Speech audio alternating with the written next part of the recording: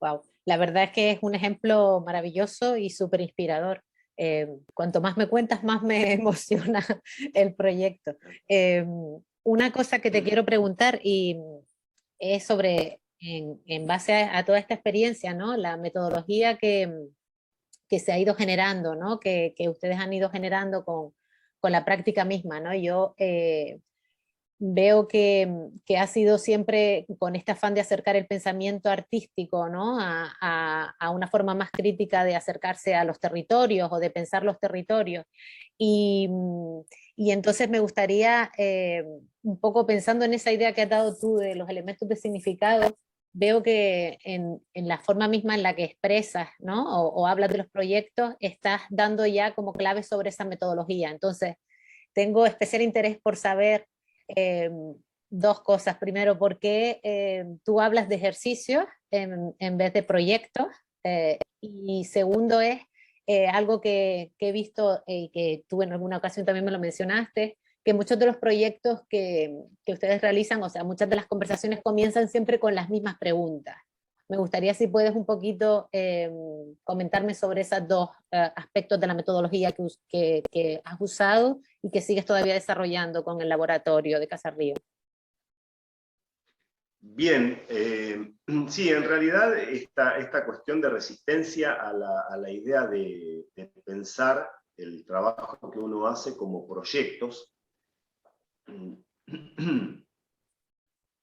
está relacionada con la cuestión de la forma en la que uno se vincula en los espacios donde nos toca desarrollar nuestras prácticas.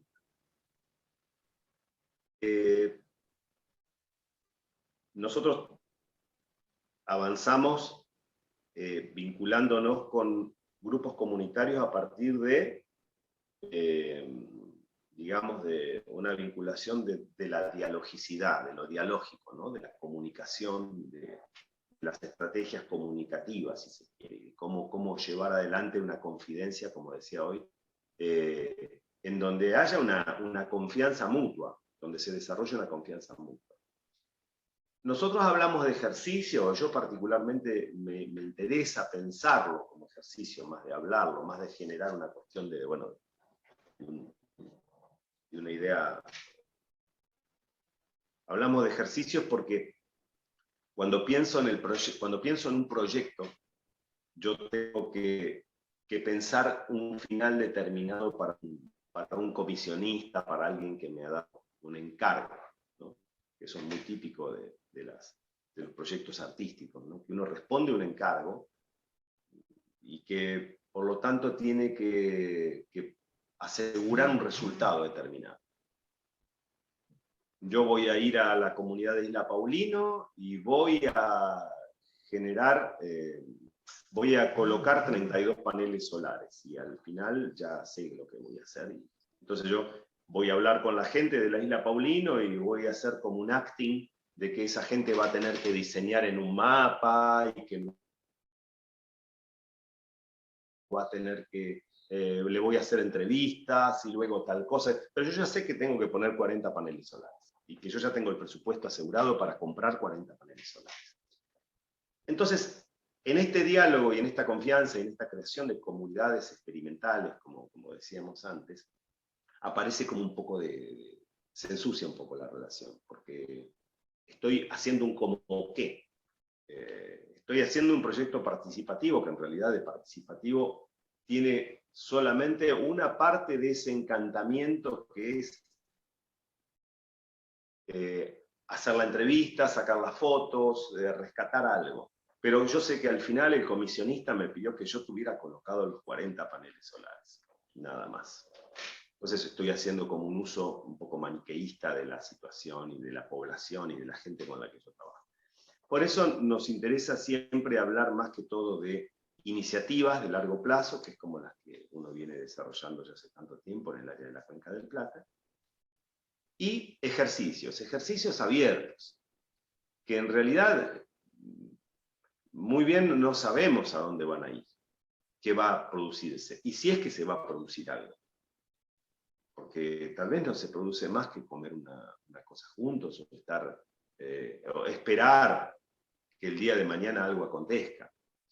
No ha habido a lo largo de mi trabajo y del trabajo tanto de la plástica como de Casa Río, ninguna expectativa puesta en la producción de un efecto determinado. Y a esta altura de la vida de uno, ya creo que tampoco la va a ver. Y cuanto más pasa el tiempo, más seguro está uno de eso. Y que, bueno, es la forma en la que a uno le gusta moverse, ¿no? Hacer. Y tampoco muy preocupado si el mundo del arte lo acepta o no lo acepta, o si es algo que no trabajamos para eso, para esa confirmación. Y después, con respecto a lo de las preguntas que tú mencionabas, sí es cierto, nosotros por lo general avanzamos con 2 preguntas, ya digo, en el ámbito territorial de desplazamiento de lo que es el área de la Cuenca del Plata, que es un área extensísima, que es 1/3 de la superficie de los Estados Unidos, para decir así, es una gigantesca cuenca. Y es tan grande como el territorio de todos los países de la Unión Europea. Así que imagínense todo el gran territorio de desplazamiento.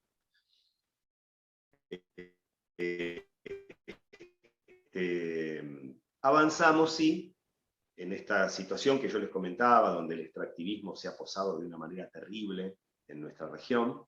Avanzamos con 2 preguntas, en realidad son 3, pero hay 2 preguntas con las que empezamos. La primera es, ¿quién diseña el territorio? Entonces, bueno, eso genera en quien escucha un corrimiento de eje del pensamiento tradicional. ¿Cómo quién diseña el territorio? Bueno, no sé, el territorio lo diseña el Estado, no sé. No, bueno, pero acá el Estado ha perdido su capacidad de administrar el territorio. Lo que eran los estados territoriales del siglo XIX, hasta mediados del siglo XX, digamos, han perdido la capacidad de administrar el territorio. El Estado puede negociar incluso con las grandes corporaciones que tienen capitales. Una sola corporación aquí en nuestro país tiene un capital mayor que el presupuesto bruto interno de nuestro propio país. Entonces ya eso es un tema. Y la segunda es, ¿para quién lo diseña? O sea, si el territorio está siendo diseñado, ¿para quién está siendo diseñado ese territorio?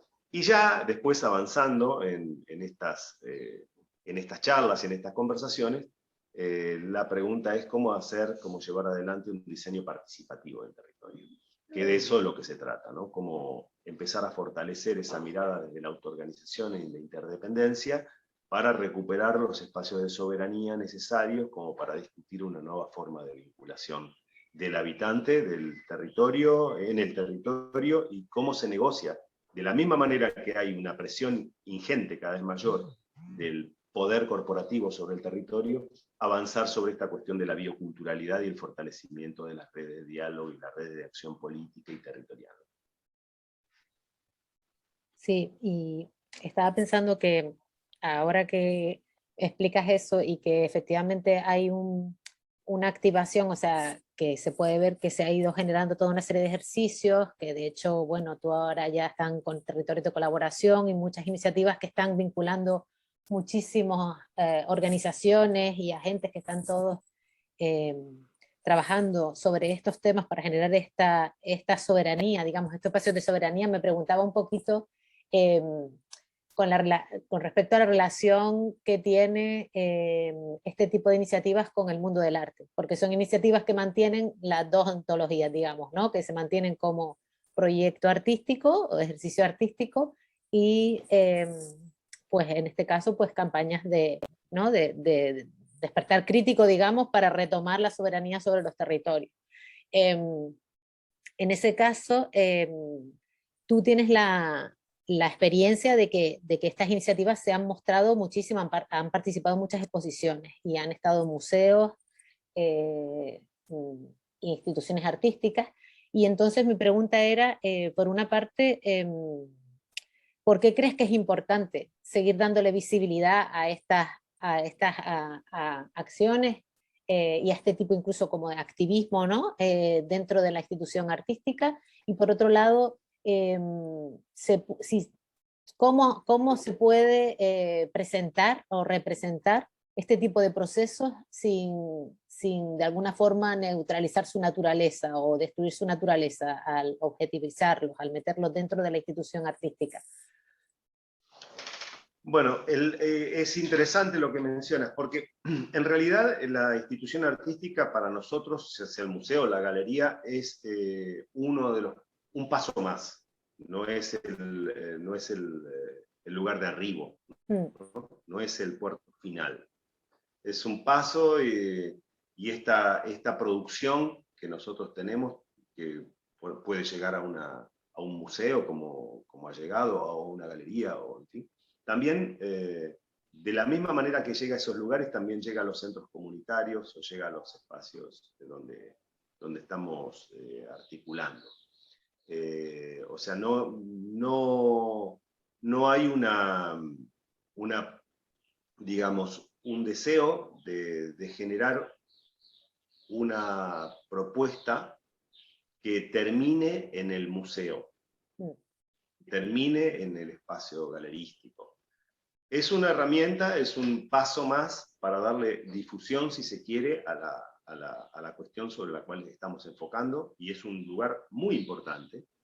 Muchas veces esto nos ha permitido a nosotros consolidar y transformar realidades en los lugares donde nosotros estamos trabajando, porque es lo mismo que si tú piensas por qué un trabajo territorial tiene que aparecer en un diario, o en una revista o en una publicación.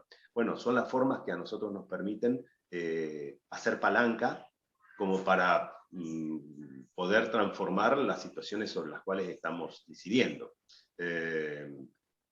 Indudablemente la cuestión de la comunicación, y cuanto más nichos de comunicación uno pueda ocupar, va a ser mucho mejor para lograr ciertos cambios en la vida real, en el lugar donde uno está incidiendo, o lo que uno quiere lograr transformar.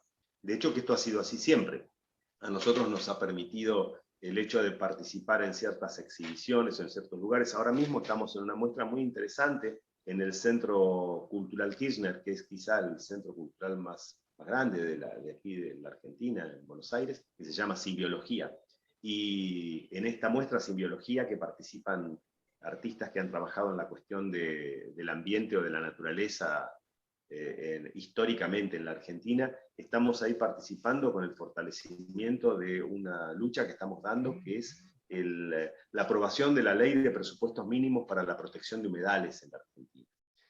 Nosotros trabajamos mucho también con los aspectos legislativos, nos vinculamos como para transformar estas cuestiones en los espacios legislativos. Bueno, hay algo que, además de la cuestión activista, ¿no? Y bueno, y el paso de nuestra participación en la muestra Simbiología, llevando adelante una exhibición que tiene que ver con la necesidad de interpretar los imaginarios de las áreas de humedales a partir de esto que tú mencionabas hoy, territorios de colaboración, pedagogías de lo anegado, como muestra artística, ¿no? Pero que impacta directamente sobre la línea de flotación de la decisión política.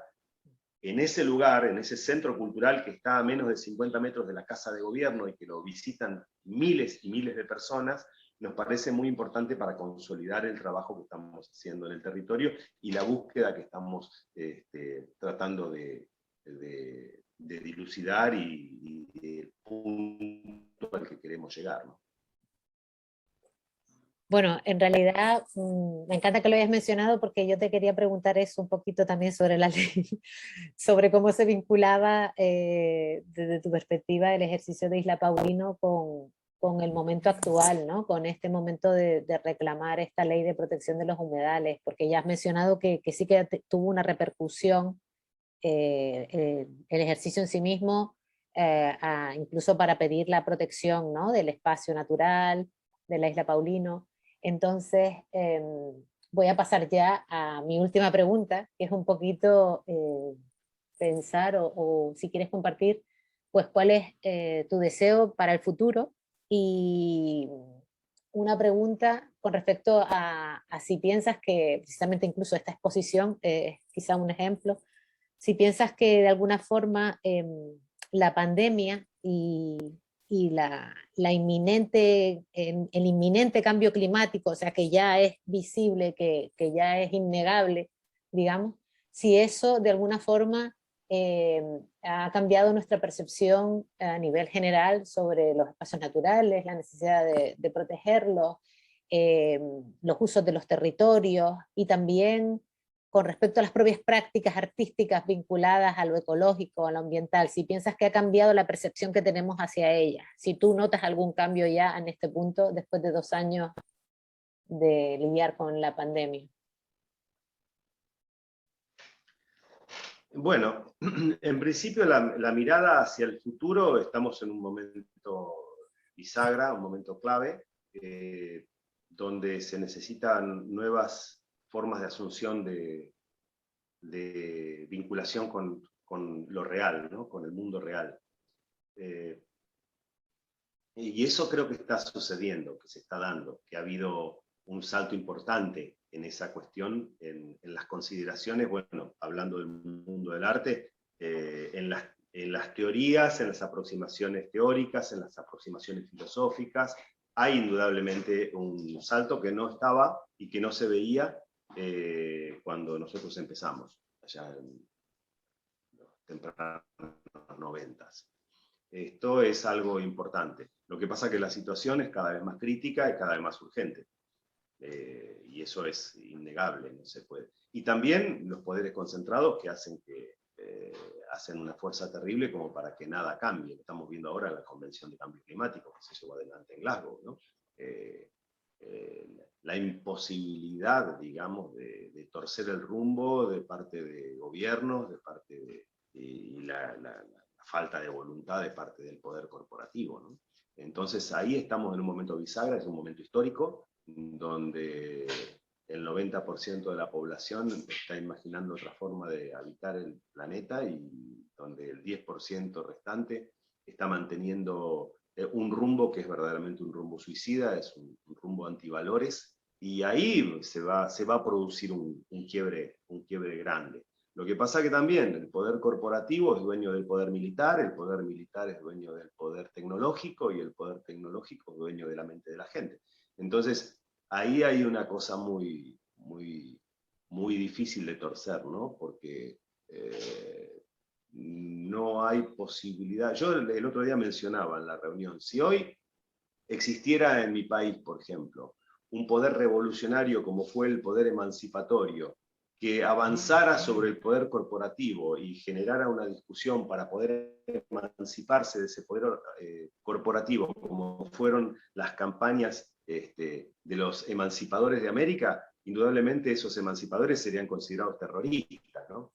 Entonces, ¿hasta dónde podemos nosotros hoy, con la palabra, poder torcer el rumbo de la historia? Ese es el dilema. ¿Cómo poder torcer el rumbo de esta historia? Bueno, creo que cierras la conversación con un dilema importante que se nos plantea a todos ahora. Yo me quedo con varias cosas que has dicho. Me gusta mucho ese 90% que estamos intentando, de la población mundial, que estamos intentando imaginar de otras formas de habitar, y sobre todo me gusta mucho la idea de considerar la estética o el proceso estético como algo que debe generar un cambio, una transformación, ¿no? En el actor y en el observador. Me parece que describe perfectamente los procesos en los que tu práctica se desarrolla y en los que se vinculan mucho también a la práctica de arte útil en sí misma. O sea que vamos a enfocar en positivo y ojalá bueno, que sigamos pudiendo compartir este tipo de ejercicios, en tu caso, y casos de estudio que nos puedan abrir también un poquito la imaginación, ¿no? Y que sean, como decimos nosotros, implementados para que demuestren que el cambio es posible, no es solo imaginable, sino también posible, ¿no? La transformación real.